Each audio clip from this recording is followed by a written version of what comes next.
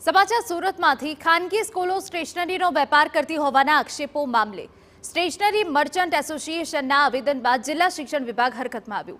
કોઈ પણ સ્કૂલની ફરિયાદ મળશે તો કાર્યવાહી કરવાની સૂચના અપાઈ। જિલ્લા શિક્ષણ અધિકારી દ્વારા તમામ સ્કૂલોને તાકીદ કરાઈ।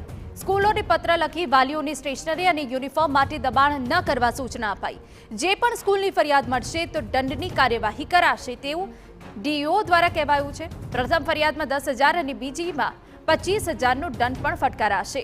ખાનગી શાળાના સંચાલકો સ્કૂલમાં વેપાર ન કરી શકે।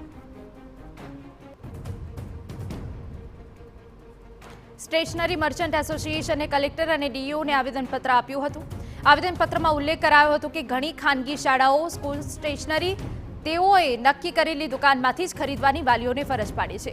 વાલીઓને 15 થી 20% મોંઘા ચોપડા, સ્ટેશનરી અને યુનિફોર્મ ખરીદવા માટે દબાણ કરવામાં આવે છે, જેથી તમામ સ્ટેશનરી વિક્રેતાઓને આર્થિક અસર થાય છે।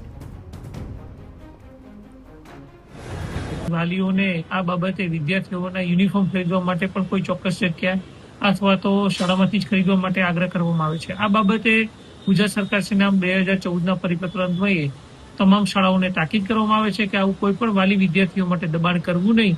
જો આવું દબાણ કરવામાં આવશે તો પ્રથમ તબક્કે 10,000 રૂપિયા અને પછીના દરેક તબક્કે 25,000 રૂપિયાનો દંડ કરવામાં આવશે અને જો આ કાર્યવાહી સતત થતી રહી શાળા દ્વારા તો શાળાની માન્યતા રદ કરવા સુધીની